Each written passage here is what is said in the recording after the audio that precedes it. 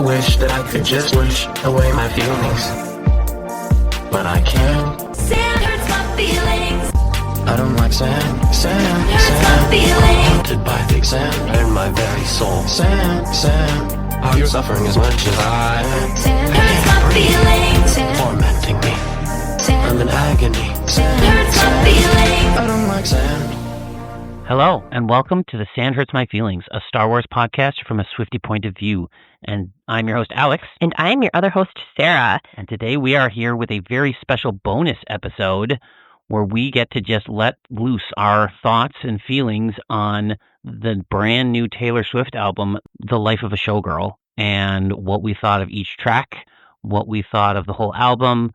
And if you are not with us because you want to be a Star Wars and Taylor Swift fan, not a crazy Star Wars, not a crazy Swiftie, that is okay. This is a bonus episode. We will not be discussing anything about our current season. This is completely bonus. It's all of our opinions. Yes, our own opinions, and if you disagree with them, that is totally okay. And if you agree with them, we would love to hear from you. But Yes. Yeah, we want to just continue the conversation either way. And one of the things Alex and I were pretty intentional about was not recording within like the first 48 hours of the album dropping.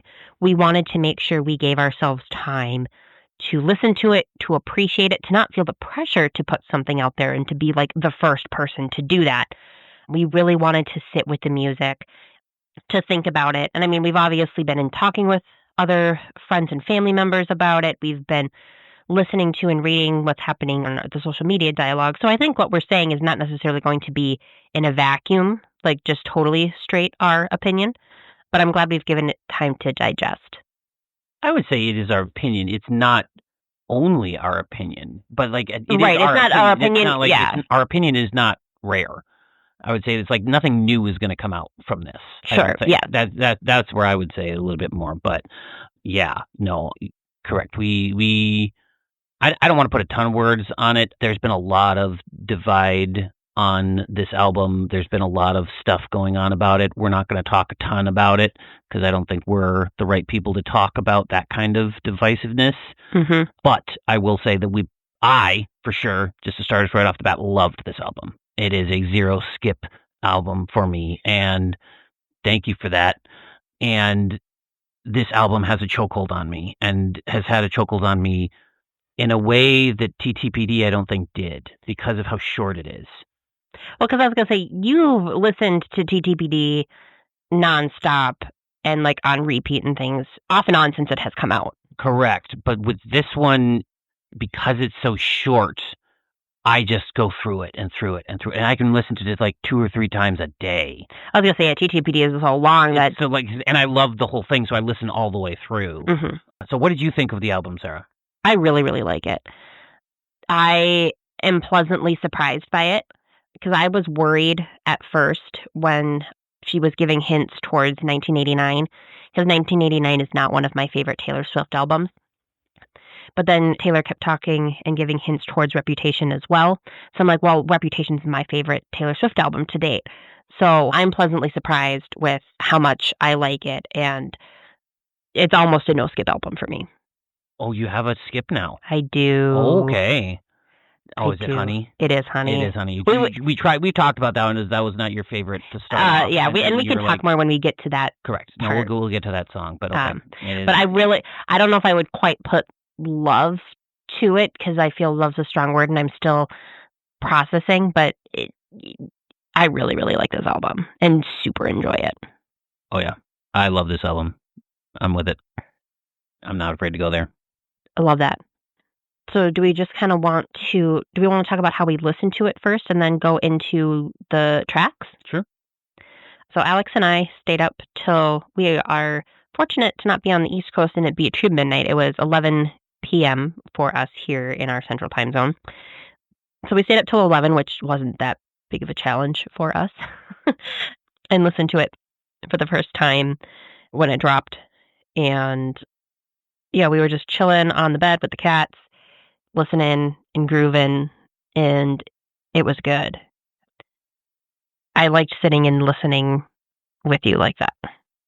Oh yeah, it was a lot of fun. I think that was the first midnight release that we've done together. Yes, it would have been. Because I've done one, I think, midnight release. I think I did it with Folklore. I didn't do it with Evermore because it was such a shock and I had to work the next day. But yeah, like Folklore, I think I stayed. That was my only, and then with TTBD, we knew And well, that in was gonna midnight. be long, and midnights were like they were going to be long, and we knew there was going to be things happening, and so we just kind of like I just decided like, all right, I'm gonna go to sleep, and we'll listen to it the next day because we took the day off. For Both of us, TTPD. TTBD. Not for midnight. I took it for midnights. You took it for midnight? Oh yeah, I I've been taking days off for Taylor for a while. No, I don't think I took it off for midnights. But yeah, for both midnights and TTPD, we went to Target right away and got it at 7 a.m. We did not. We're still in our boycott of Target. So we purchased the albums directly from Taylor's store. So we didn't have our physical copies day of, obviously, but Correct. we streamed it. We streamed it through YouTube and Yep. other and Spotify ways. and things like that. So. Yep.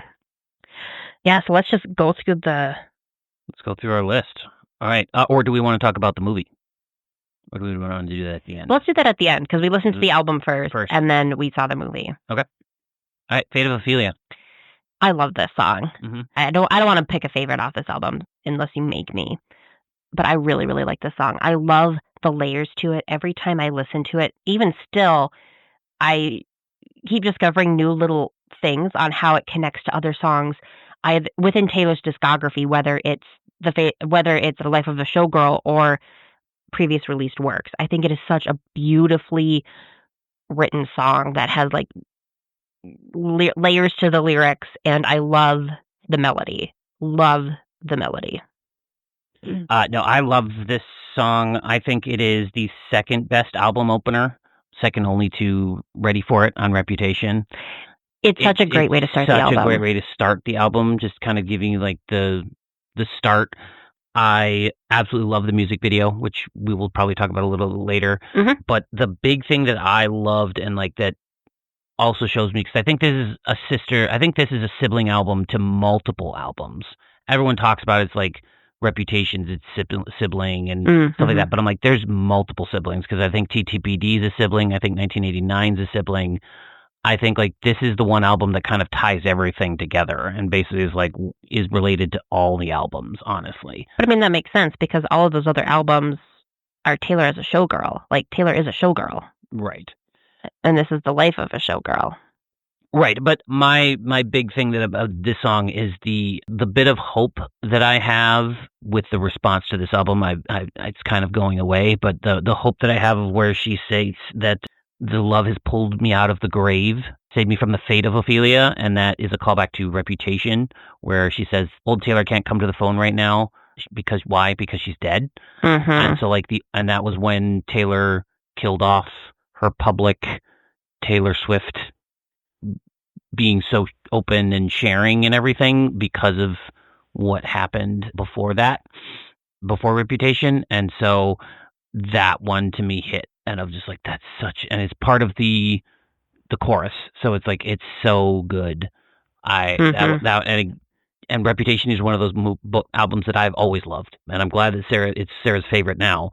But like, yeah, I even when it came out, I have loved that album and it's been not loved for a while. Now it's getting the love it deserves. Yeah, it's getting its roses now. Getting its roses now, but yeah, love that.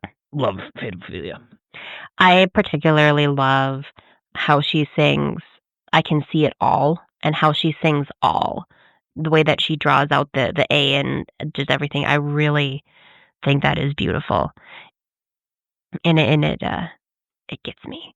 But I do like that you brought up the grave because I think it's the layers, right? Because she talks about graves in Reputation, she talks about graves in TTPD, and clearly she's in a happier place. She doesn't feel dead and buried anymore. Yeah, this album just screams to me that she's happy, and Which I feel is like that's so what a lot of good. people don't like. And I'm just like, really? Why can't she be happy? She can write good songs when she's happy. Yeah, why can't we be happy that other people are happy? I don't know. Yes. Love Fate of Ophelia. I would definitely put it in my top 3. Songs from the album.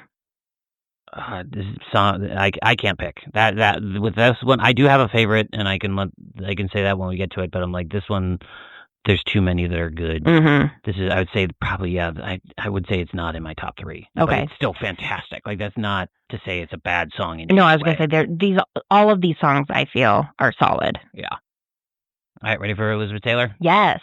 Cry my eyes violet, Elizabeth Taylor. The way the shift into just Elizabeth Taylor. Oh, Mm-hmm. wonderful.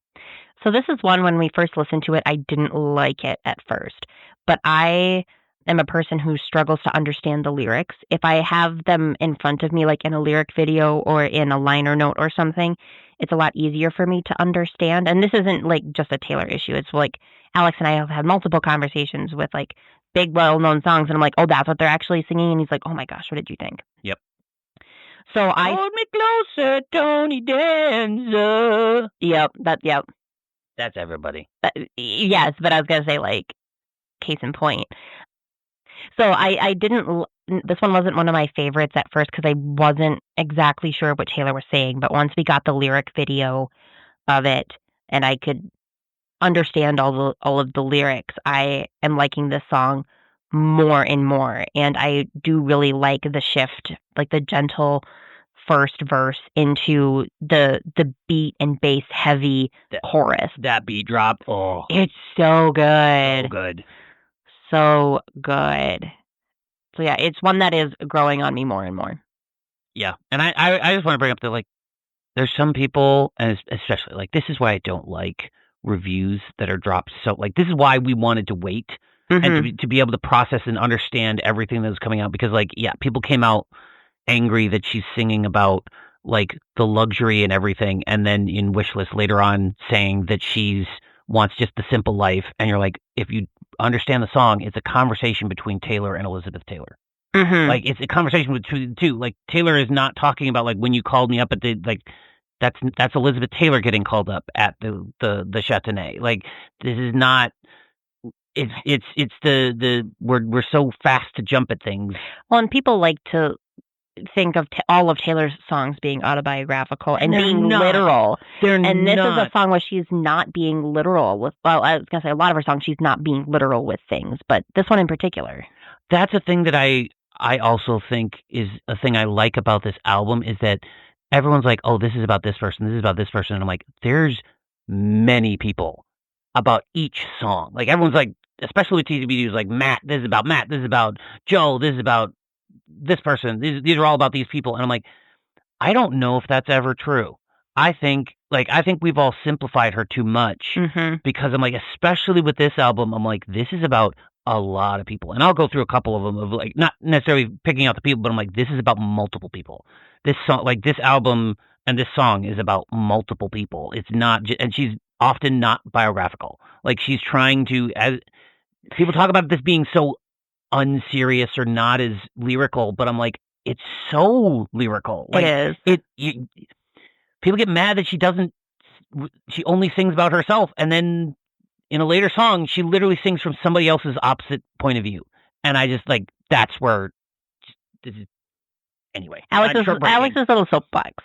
Well, I'm just also. You're starting to short circuit. I'm short circuiting. This is such a good album to me. Yes.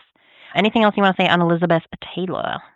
I just like the piece that did have to kind of be explained to me, and then I explained it to Sarah, of the, like, I've been number one but never had two, of that she's been number one in the world, or she's had loving relationship. She's never had both at the same time. Yeah. And so, like, that, I really like that piece. So yeah, because this isn't the line, I've always had one but never had two, or I've been one but never had two. Okay, yeah. And then, because when she was, I've been one but never had two, because, like, in Reputation she had Joe but wasn't number one. Right, or she's been top of the charts but then not been in a healthy relationship. Yeah. I also just really like, and as she's again critiquing the whole system, I think, of the "you're only as hot as your last hit, baby." I'm just like, oh yeah, yep. So that's all I got. Great song. That you're only as hot as your last hit, baby. Now to Opalite. Opalite. I love Opalite. This is one of the ones that I started dancing to pretty immediately on our first listen through. Yep. I think the beat is so catchy. The melody is so catchy. I love the lyrics. I love how happy it is. In talking with some of my other friends about it, they talk about like how shiny or how sparkly this song is. And I'm like, that's a really good way to describe it because it does just feel, you feel bubbly a little bit too. Like it is just such a happy, feel good song. And like, I can't help but dance to it. Mm-hmm. Yeah, Living in the Dark Night. And I love the idea of like making your own happiness, but then like also knowing the deeper. Yeah, I don't know where I'm going with this, but I love the messages, and I really like how it does feel like an older pop song. Like I definitely get vibes from like ABBA in this. I get vibes from even some of your girl groups of like the 50s and 60s and some of the way that she does the harmonies. I really, really like that about this song. And it, to me, it's paying homage to all of the showgirls that have come before her too. And that's a good lean in of like, I feel like every one of these songs, like, to me, there's a lot of people that say it doesn't make sense, it doesn't fit, but to me, it actually fits perfectly because each song is an homage. Like it's not the same type of pop the whole way through. No. It's like each decade you can be like, this is a different decade of pop. Mhm. So like that's what I really enjoy about this. Mhm. With Opalite, I loved all the callbacks again to previous stuff of I used to live with ghosts and the callbacks. My House Was Haunted. My House Was Haunted. Like again, favorite Taylor Swift song ever, Haunted. So, but I know a lot of people are not relating that, but I'm like, haha, she did call back to that. Mhm. And then also just Austin being a savage, Austin getting a call out. Oh, I love it. Every We time both laughed at that line. Yeah. Oh, absolutely. When it came up, we both Yeah. laughed. We're just like, yes, Eating Austin out is of here. the trash, but it's true. Like It is. if you, it's that rumination, and that ruminating is not healthy. So that's eating out of the trash. Right, and it's the fact that she's talking about like, yeah, I would always like be wistful and wish for them to come back, and so like, yeah, that's absolutely a younger brother just being like, stop being dumb. They were dumb. Move on. Yeah, get over it. Hey, I'm grieving here, Austin. No, get over it. No, it's like, yeah, you have your mourning period, and then it's like you need to move on. No, it is. This is, yeah, it's definitely one of my top 3 on the album. And I'm very, very glad because when Taylor was dropping all of her pre-orders for things, you kind of had to go in blindly a little bit. Yep. So we got we got the like plain Jane CD, but then we got the variant that came with the Opalite bracelet. And when we were looking at the options for what the different things were, like we knew very little. It's like there was the cat eye for Elizabeth, and then there was like a letter necklace and things like that. And I was just going straight off of aesthetics of things I like. And I'm like, I like the silver look. I like the starburst at the end. I love stars.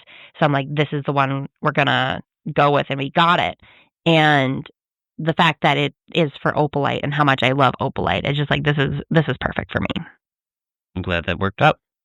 That is absolutely a Sarah thing. Yes, Alex didn't necessarily care about the jewelry.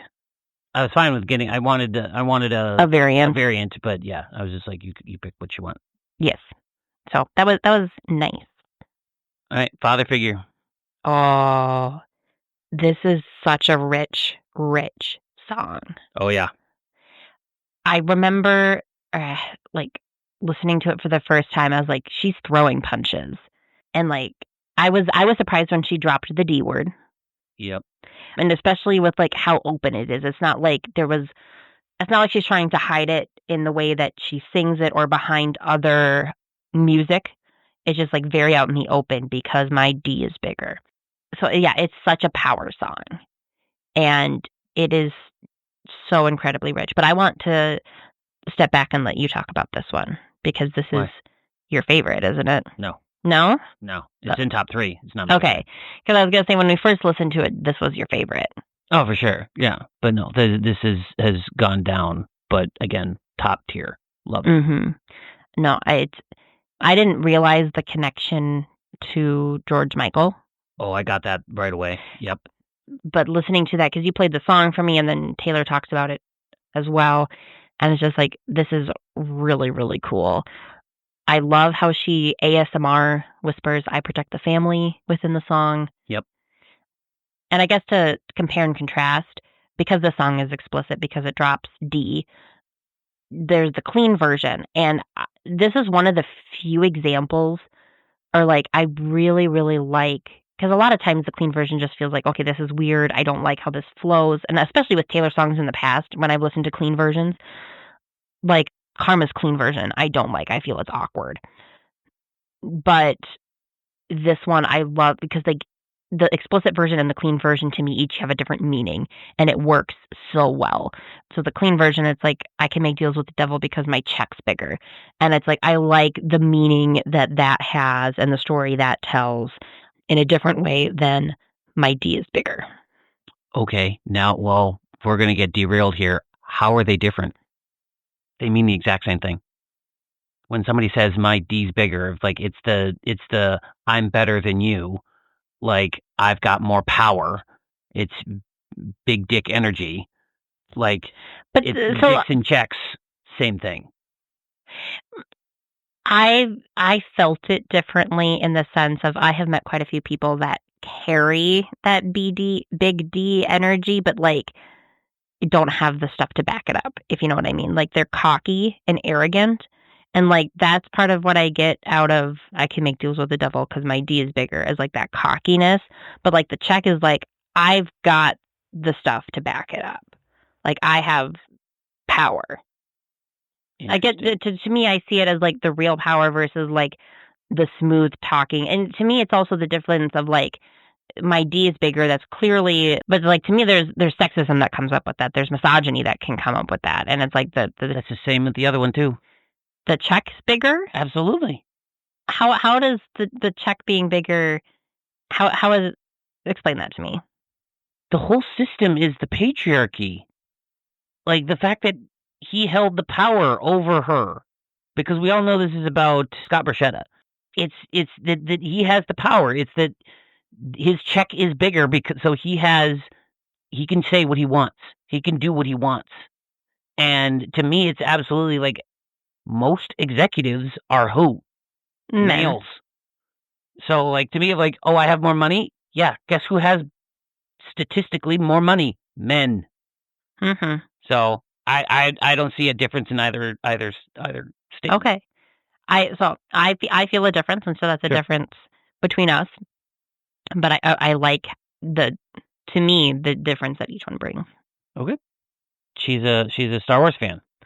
Yes. Well, and you called that from the get go. I called it from the get go. Yeah, well, this after is our first- absolutely Sith coded. Yeah, after and our is first listen, that's absolutely exactly what you said. Palpatine coded, and then we find out in her notes and her voice memos that she mentions Luke versus Darth Vader. Yeah, and then was it Shellback or Max Martin? Martin Mentions I don't know which one, but mentions yeah, the mentions Emperor. the Emperor and Darth Vader. And I'm like, I think that's a better analogy of this one. But yeah, like she's a Star Wars fan, everybody.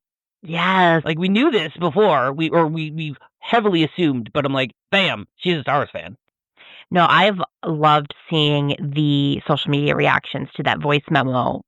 Because as a Taylor Swift Star Wars podcast, there's other folks, and we see the clips and the reels, and like everyone else reacting to that. Because people were putting out basically the little music videos of Fog their figure with clips from Star Wars before that voice memo came out. Yeah, and it works so well. It works so well. So I'm personally really excited to talk about this song in our actual podcast. Not if it comes up, when it comes up. Yeah, that's going to be the hard bit of like, who are we going to put it on? Right. And who are you going to then sit with of like, you can't put it on anyone else? I know, like, yeah. That's my, where I'm like, oh man. Yeah, because there's a couple, because it's like, I'm like, oh, I could drop it on Ray, but then I'm like, but then I used it up already. Like, I got to save it. Like, I'm like, oh, what do I do? So no, I have no idea. No, but yeah, especially because yeah, it's that power struggle. It's trying to, fight for yourself and the family, whatever that family happens to be. Right. It's to me, it's more of like a mafia boss kind of the family. But Yes, I mean, it's definitely that. Yes, so it's like the mafia boss kind of family, but people have talked about how the family is the master. oh, it is. No, it Yeah, absolutely. so- But that's what I'm saying. Like that's yeah. in the perspective of the song. But that's exactly no. She says it 6 times.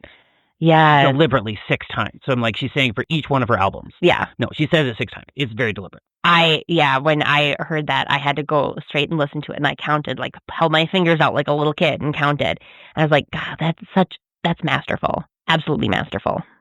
Yeah, and one thing I do want to bring up is that this is what I was talking about of like how masterful and like she is at storytelling because like she's writing this not as herself. And there are too many people that think that like, oh, this is her fighting with Scott Borchetta. And I'm like, no, this is her writing from Scott Borchetta's perspective. Mm-hmm. Like she's never been the father figure. Like you might be able to equate this to try to be like, oh, this is her reacting to somebody else, but like there's nobody else that she's fought with to this level Mm-hmm. that she's willing to snuff out. And I'm like, she's writing it through the perspective of Scott and of like, this is how I protect the family. I put you down, and what he wanted to do to her because he's like, I've taken your power away from you, and you will never have it back. Is what was his goal for some reason, and she eventually got it back, which is just so great. So I want to put that of like this is from his perspective, and like that's so cathartic, and like the process of it, like that's why I'm just like this is fantastic writing. Like I don't understand people who are like nothing's interesting, and I'm like you're distracted because you have this picture perfect image of what Taylor Swift is, even though like you listened all the way through TTPD where she's cussing up a storm, but like because it's a certain word or certain other words and she's talking about certain anatomies, people are like, oh, she's not, this is cringe, this is weird. And you're like, that's because you have a picture in your brain of what she is. So I just wanted to bring that piece up. Yes, I can, yes. As like Taylor is a 35-year-old woman. She can do and say whatever she wants. Yeah. Before we move on, I do want to say I still am in love with the wording of the bridge because it's you. I'm gonna butcher it. You found a fight. You wanted a fight. No, but it's your thoughtless ambition sparked the ignition. Let's misguide. It's how the your thoughtless ambition ignited sparked the ignition to the thoughtless decision which led to misguided visions. It's the 4 like Asian kind of words together. It's so beautiful. I love it. To fulfill your dreams, you had to get rid of me. I protect the family. Yeah, fantastic. All right, now we're to track 5. Track 5. If you've listened to our other episodes where we talk about Showgirl a little bit in our intro, you know that as soon as Taylor announced this song, I cried because I am an eldest daughter, and track 5 is the most vulnerable, like raw song on the album. So when that was the title track, I was like, oh geez, I am in for it. I think this is a beautiful song, and I really appreciate how it's basically her and the piano, how it is stripped back from, the other poppiness and the synth and orchestrations and of the other songs. And it is her, just her and the piano laying it all out there. It didn't go in a way that I thought it was going to go, and which I don't think is a bad thing. I was surprised by it.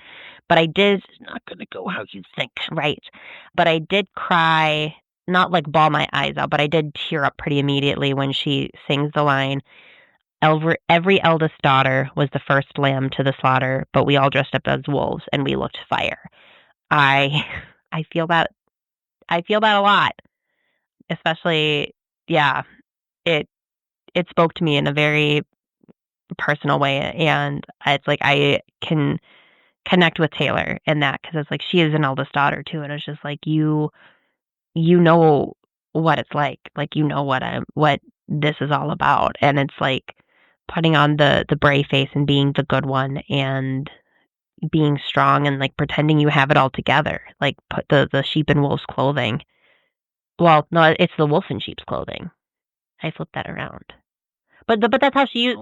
I was gonna say, yeah, that's how she uses the metaphor. Yeah, the lamb in wolf's clothing. So she has to look. She doesn't flip it. It's that you have to look strong. Yeah. And you're not as strong as everyone demands you to be. Like right. It also makes me think a lot of the lyric from Sweet Nothing on Midnights is the voices that implore you should be doing more. To you, a kid, I can admit I'm too soft for all of it. Yep. That you feel like you need to be doing more, that people expect more and more of you, but it's just not there. Whether you're being asked to give too much or you're asked to be somebody who you're not. Like she talks about the wolves, the big bad, you have it all together, and it's like you don't feel that, and that's not who you are, and it's still expected of you. Absolutely. No, I love this song. This is in my top 3. Mm-hmm. I cried during this song. Yeah, it got when you. I first listened to it because she sang about the youngest, because Travis is the youngest, and then you feel like you're raised by the wild, but now you're home. And so I connected a lot to this song because I kind of view it as Sarah singing to me. Mm-hmm. And I've been going through a rough patch. And so, like, the fact that she's like, I'll never leave you, that kind of stuff like that kind of gives me strength. But something I did want to bring up that was interesting, and again, people say this isn't vulnerable. This isn't a track 5 worthy song, which I highly disagree. But she brings up that she broke her arm at 8 or 9, which didn't happen. And she's referencing 1989, the album, and that she learned cautious discretion because of everything that happened after 1989, and that her first crushes something kind. And so as like her kindness was kind of crushed after that because she was taken advantage of and everything. So yeah. So just wanted to bring that piece up. Yeah. And I like the use of the slang in the song, like she's a nerdy millennial, like right, she's an English nerd millennial. Yeah, like this isn't savage. I'm not the baddest. Everyone's so punk on the internet and stuff like that, and it's like, again, you're pretending to be something that you're not. Yep. So to me, that whole first verse, and Taylor's kind of confirmed that too. It's a little bit tongue in cheek. You're putting on the act. It's trying. I'm tired. You're trying to be cool. Like I'm tired from crying from trying to be cool. Like yeah, like she literally says it in the song. Yeah. So no, it's a beautiful song. I like the bridge. This is one. I mean, there's a lot of these songs I would love to see Taylor perform live, but this one I think would be really beautiful. Just heard a piano. Yeah. Done live. I'm excited to hear it acoustic. Yeah. She did release the acoustic versions, and so we haven't heard those yet. No, we have not. I am looking forward to hearing those when they eventually find their way to Spotify and YouTube Music and such streaming platforms. Yep. And to completely change the vibe of the podcast and the album, Ruin the Friendship. Yes. Favorite song. This is my favorite. This is your favorite. Okay. It's a really well-written song. So good. It's definitely not where I thought this song was going to go based off of the title. No. I mean, even the song itself shifts in the middle. Yes. That you totally are unprepared for. No, I hope this memory stays with me for a while, but I remember listening and we were grooving along because it's got a great groove to it. We were jamming along, and then that third verse hits, and my mouth, my jaw literally dropped. Yep. I'm just like, oh my God, she went here. And it stayed that way for the whole rest of the song. And I was just like, dang, Taylor just quick come in and snipe ya. She just come in and snipe you with that. But it is so emotional and beautiful, and it makes me feel things. I was just gonna say, period. It makes me feel things. It's such an emotional song, and that's where I can't quite listen to this album at work because one, it's still new, and I get distracted by shiny new things. But this is one that it's really easy for me to get swept into the emotion of the song, and like get pulled out of whatever I'm doing. And I'm like, I probably shouldn't do that at work. So we will save that for home and car listening. Yeah. But one thing that I want to bring up is that it is about her friend Jeff Lang, or like parts of it are. So like that's the thing where like everyone's like, oh my gosh, it's about him, but he passed, and she talks about it in that song. And the fact that his parents have commented on this song. I don't know if you've heard. No, His that's just news to me. parents have commented, and they've mentioned that they are super appreciative of Taylor for keeping his name alive. Because like she keeps bringing up, because Forever Winter is often attributed to him as well, and they release a statement after of like they are super appreciative of how she keeps his name alive and his memory alive in her songs, and not in a negative light, right? And it's that like, yep, he was a complicated individual and had a lot of things going on in his brain that we need to work on as a society to get better at identifying and helping people through. Yeah. So I just wanted to bring that piece up. Yeah, no, it's such a well-written song. I also really like the line, and I picked it up pretty early on in the second verse. The disco ball makes everything look cheap. Well, what's another name for a disco ball? A mirror ball. And then that connection to folklore. Yep. I really appreciate that. All right, actually romantic. This song makes me want Taylor to do like a total 90s grunge album. Yeah, this is so groovy. I love this song. I love the way she harmonizes with herself. I love the way it sounds. I love the groove of it. I'm like, no, you have this grunge pop voice that like was iconic of the 90s, and I'm like, please just do an album of that. But I mean, Taylor is such a genre. I don't want to say bender is the right word. Genre jumper. I like that better. I was gonna say, if you go bender, she's the avatar, right? The master of all the elements, master of all the genres. Because yeah, she's given us so many different genres, but I was just like, this song slaps. Completely agree. I love this one. I think it's, again, that's kind of where my view, because I'm a day one Swiftie, like most of my reactions are kind of reactions to other people, because it's kind of frustrating. Because I'm just like, I've always been with her, and like I've always enjoyed everything she's done. Like, don't get me wrong, there are some songs I don't like, but yeah. So to me, it was just like, people are minimizing this song because they say it's about one person, and I'm like, it's not. I can guarantee you, it's not about one person. Like, so that's the piece where I'm just like, it's such a good song, just let it happen. Like, it's like there may be lines that could be attributed more so to a person than another, but no, like there's still so many different people that you could put in there. You don't know everything that's going on in Taylor's head anymore, because that's very deliberate. And so, yeah, I think like earlier on in her career, you could very much say like, this song is about this. I think the further and further she gets from there, from like, I would even say Reputation, it's kind of, they're not generic, which is so fascinating, but like they are not completely autobiographical. I think there's so many different people put into each song. So, and Taylor has talked about it in her songwriting before. Like, songs are like photographs, and it's to try to capture the memory. So it's not and it's to capture the feeling of something. And so the feeling of something can come from many different memories in many different places, but it all made you feel that one particular way. Yep. I was surprised in the bridge where she says, it's kind of making me wet, that she went there. I was surprised. Yep. Yeah. It's surprising for some people. I was not surprised. No. Again, we've heard her say so many different things on TTBD. Like, this is just continued evolution.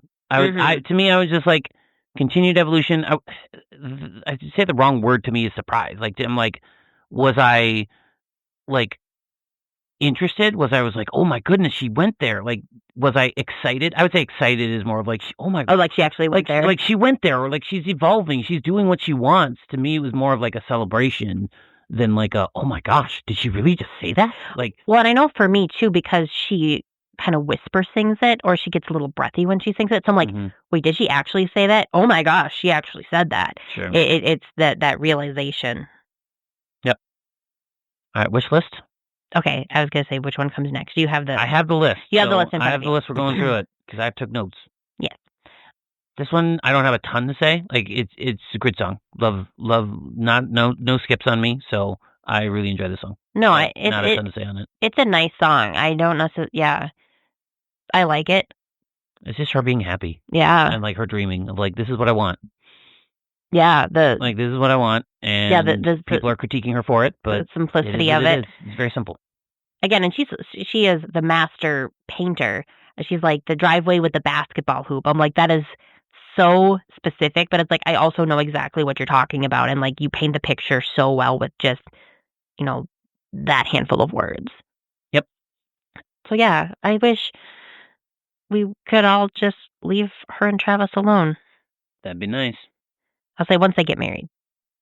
I disagree. No, we should leave them alone We now. should leave You're them alone right. now. If they You're don't right. want to be around us, then we should. The gossip in me wants all the wedding details and news, and then they can fade off into the. She'll tell us about it. Like that's the thing. Like everyone thinks of like if we leave them alone, we won't get any news. That's so not true. No. She Easter eggs everything. Like she would do like a whole.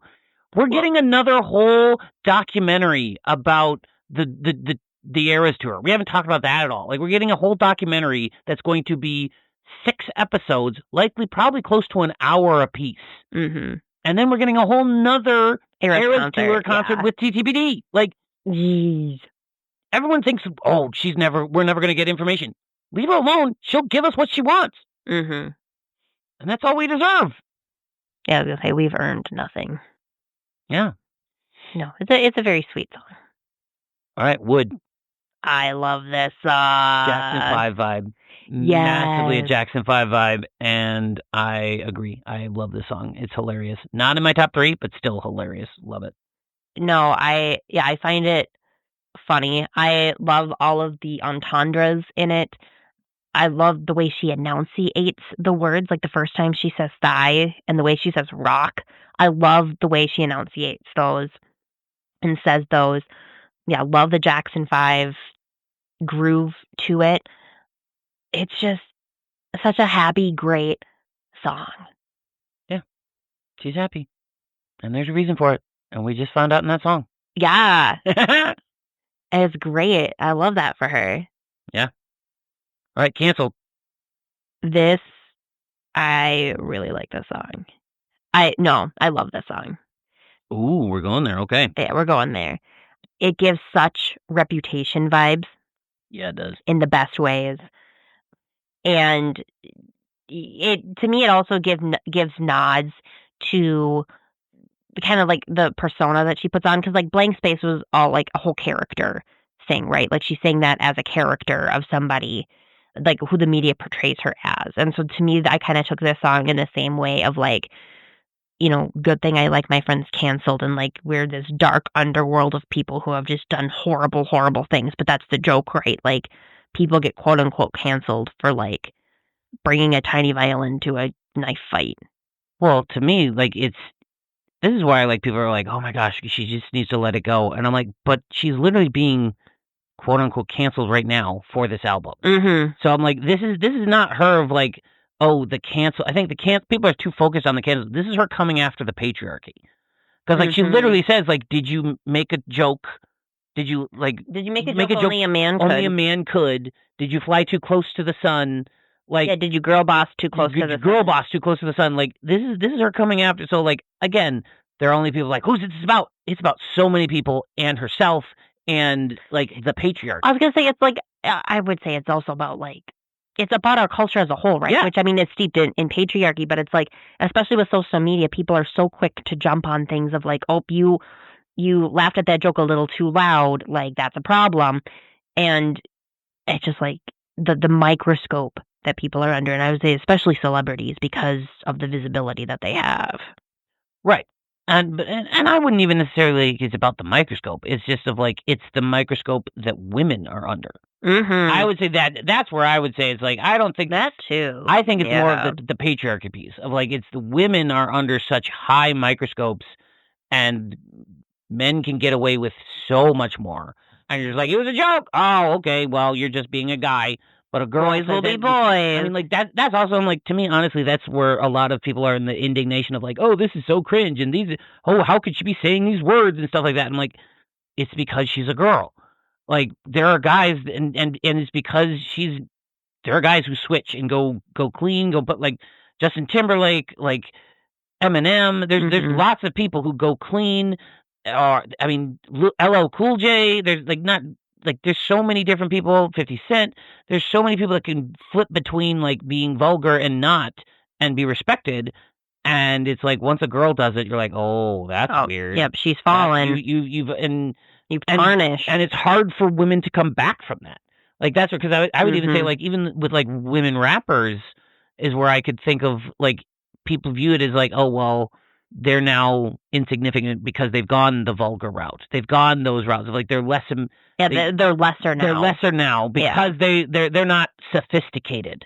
Is the microaggression against women and against people of color of like they're not sophisticated anymore, and you're like, yes they are. Like everybody can be whatever they want, and so yeah, very much I think this is a attack on the society.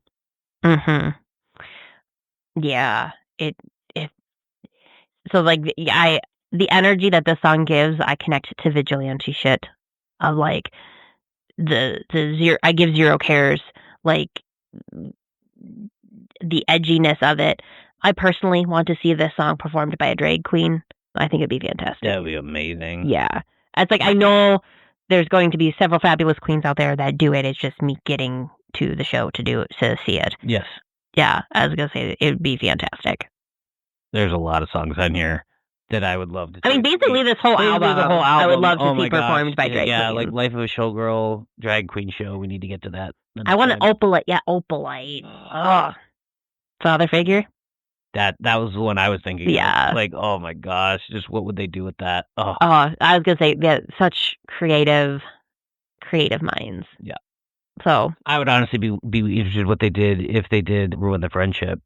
Because it's like, how do you take that? I was gonna say, that cut, but then put a bit of like, I think somebody could do it. It'd be fantastic. Yeah. So if you know of any, let us know. Send us a link. Yeah, we would love to go to a Taylor Swift drag show.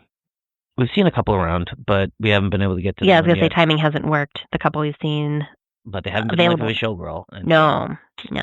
All right, Sarah's least favorite track, Honey. Yeah. I love this song. I'm glad. I'm sorry you don't. It's too repetitive for me. Yeah. I'm not surprised.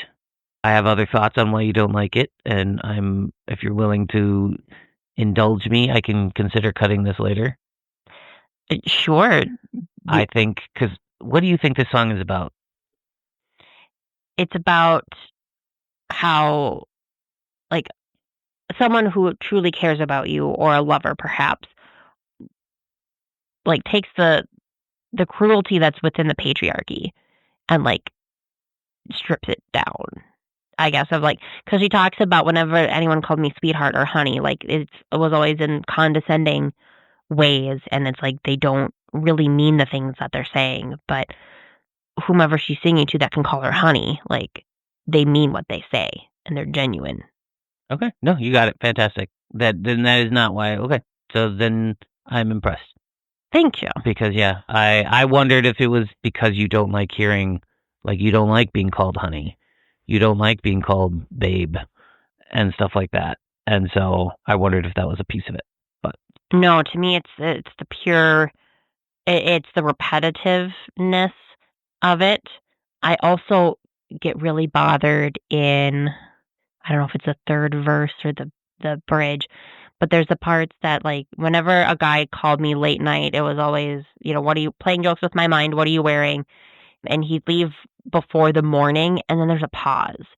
And I'm like, I feel like there should be a word inserted here. And she does it again with the next line of like, but you call me lovely like you actually mean it, and you stay until the morning. And then there's like a pause, and I'm like, there should be a word here. And it drives me nuts every time I hear it, because I'm like, there should be like morning light or morning right. Like there should be another word there in my brain, and it drives me nuts that there's not. And I'm sure Taylor did it for a reason because she's did.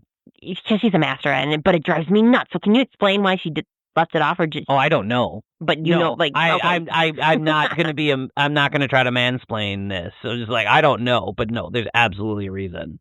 I just know Taylor that way. Yeah, well, she's so intentional with everything. But so yeah, I'm just like I if I get her 5 minutes in an elevator, I'm gonna use my first 4 to like die, come back to heaven, like ask for a picture, fangirl out, and then that 5th minute is why did you do this? No, you're not. A big fat lie. You are gonna gush at her or be frozen. No, I know. That's the thing. Like everyone, I know 100%, but in my dream world, I ask her about why did you leave this pause because it drives me bonkers. Yeah, no, like that's the thing. Like my students, they're like, "Do you wish you could meet Taylor Swift?" I'm like, "Absolutely not." And they're like, "What?" Yeah, no. And I'm like, "Absolutely not," because I would not know what to do. Mm-hmm. Like that's where I'm like, "Oh, you could do a meet and greet." I'm like, I would just stare, and I would not know what to say, and I would make myself look like an idiot. And I was like, "Nope." I love Taylor to the nth degree, and I don't know what I would do. Like I would just like I would probably have a panic attack in front of her, and I was just like, don't want that. Probably. I want her to be blissfully unaware of my presence instead of like, oh yeah, you remember that guy who freaked out in front of you? Like nope, don't want that. No, because I think about it, and it's like the celebrities that I've met, and that they're lower tier celebrities. Like if you know John or Hank Green, I have had the pleasure to meet them. We got to meet Janet Varney, who is a voice of Avatar Korra in Avatar Legend of Korra. So like those are, I would not say major celebrities by any stretch of the term, but like how starstruck you also saw them like across the room. Like I'm talking about like standing in front of her, she's talking to me. I'm not like I was but like we got to meet those. Like you got kind of tongue tied when we met Janet. Exactly. Yeah. And so I got tongue tied talking to Janet, a very like still celebrity, but not as big as Taylor, and I got tongue tied. Right. I was gonna say I got tongue tied when I met John and Hank Green. Yeah. Yeah. Yeah. No, we're both like I got tongue tied with a very like still a celebrity, still a very important person, but I'm like not on the scale of Taylor Swift. Right. And I could not imagine I wouldn't be able to talk. I can't even imagine. Yep. Anyway, should we go back to Honey? Why do you like Honey? Because it is the exact reasons the reason you said of what it's about, of like that it's she's reclaiming the words. Mm-hmm. Because like yeah, they're like they are words they're used to belittle women. Mm-hmm. And she's saying that like I found somebody that can say those words that are meant to be hurtful, but he says them in a way that like no, I know he actually cares. Like they're meant to be like that loving. But people have taken those words and they've made them cutting because I'm like, I'm going to diminish you. Like, oh, honey. Oh, honey. Like, oh, babe. Or like, back off, babe. Like, it's like the girl, like, and so like the fact that she's able to reclaim those words, or that Travis is able to reclaim those words and be like, I can say these words to you and you feel genuine love and care. That's what I really like about it. All right. Life of a Showgirl. It's nice. Okay. The more I listen to it, like it's losing its appeal to me. Oh, really? And not to say that it's a bad song, because I don't think it's a bad song, but I remember really liking it at first, and I think it's just kind of fading a little bit as I've come to appreciate other songs on this album more. Okay. I like the story that it tells about becoming a showgirl and the struggles with that, and you definitely get vibes of the Lucky Ones from Red. You even get vibes of Lucky by Britney Spears in terms of like do you really want the showbiz life? Do you really want this fame and fortune? Okay. Alex disagrees. I disagree with like the Lucky Ones connection. To me, they're totally different songs.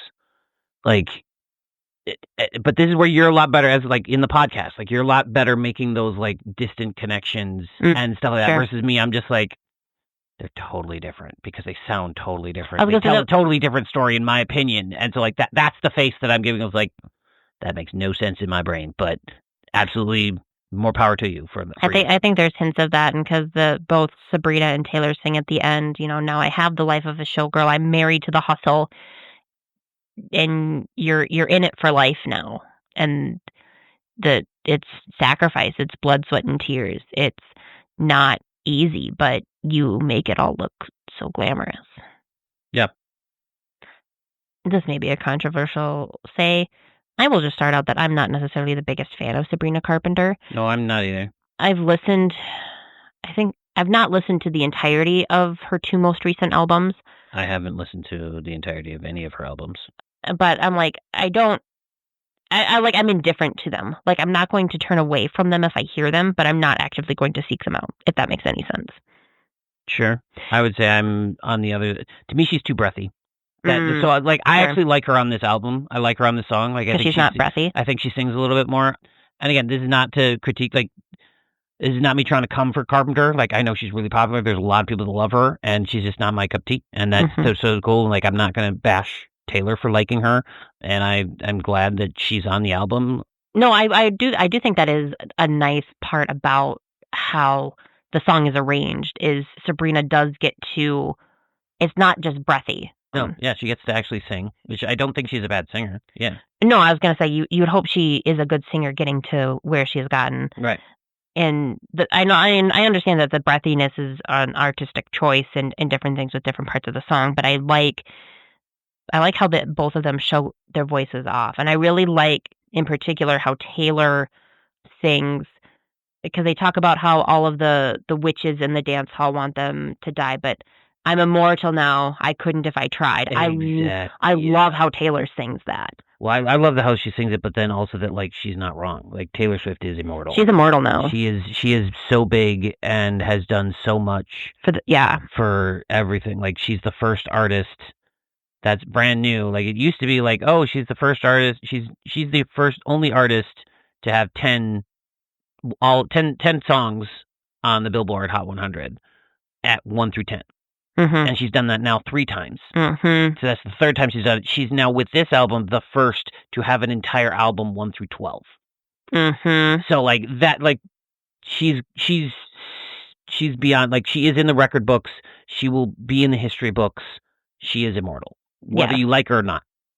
Well, right. And I was going to say how she's helped make moves in the music industry and how she's inspired other artists to, ask for their masters and their contracts. Right. But yeah, like how she has impacted the music industry. And so just like, yeah, she is immortal now. And I love how she sings that. And I think, to kind of wrap up my thoughts on this, I think every song on this album is so well placed, and I love that this is the album closer. Yes. Because I think it puts a nice, cherry on top or button on the end.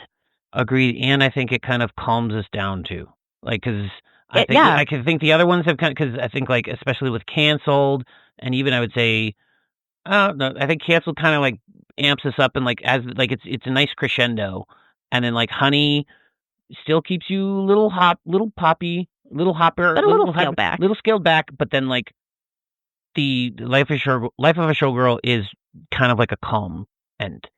Like it's to me it was really good. Like, to me it almost brings back, not as slow as New Year's Day, but like because that's a true ballad. That's a true ballad, and that, like, it's kind of a really sharp cut in reputation, because you're like, whoa, we've been super rappy or R&B, and then all of a sudden it's just a piano. Versus, I think this one is a lot more. It slows everything down, but still keeps the vibe and the pop of the album. Yeah, I was gonna say it's definitely pop, but it's a slower tempo. It doesn't have the pounding bass and rhythms of some of the other songs that you are able. Yeah, it's a cool down song. Yeah, still has a strong message for me too, as well. So I again love this. This album is rising quickly up my rankings. I didn't think it was, and like as people were saying, I'm like, oh my gosh, what do you think of it? And is it your favorite yet? I'm like, absolutely not. Like, this is why I wait, but I'm like, it's climbing. It's getting up there for me. Oh. No, this is such a beautiful album. I think it is really, really well written, really, really good. I'm glad she went back to Max Martin and Shellback for this. I like the, kind of change in flavor, if you will. Yep. And yeah, just how tight and cohesive, or is that, no, we don't want to say that, but You can do that. No, tight and cohesive. No, it's great. Yeah, and it's just like how all of the songs interconnect with each other in multiple ways. In multiple ways, and of like each one's a different decade. Like that's where I was Yes. like that. To me, this is like each one is an homage to a different type of pop.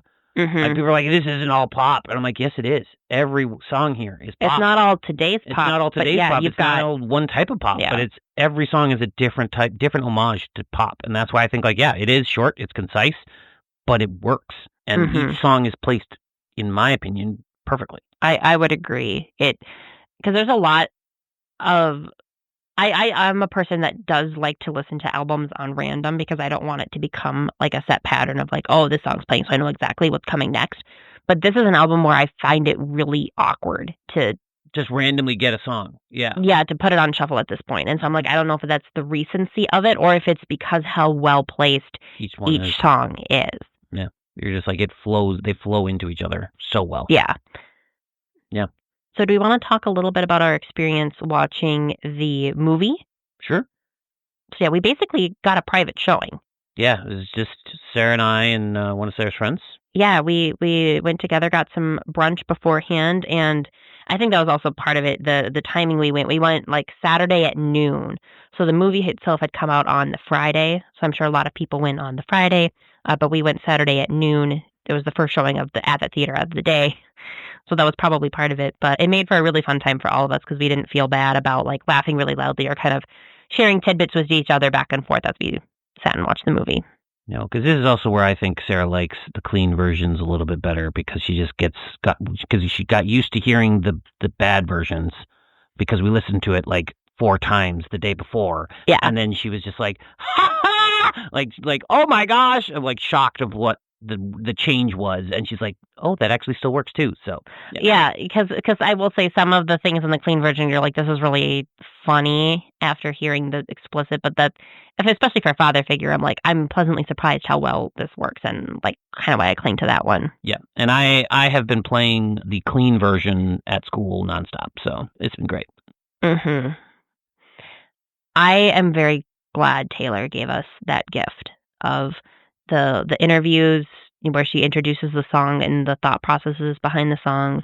I loved the behind the scenes of the making of the music video. I thought that was so cool to get inside of like how she directs things and some of the energy on the sets.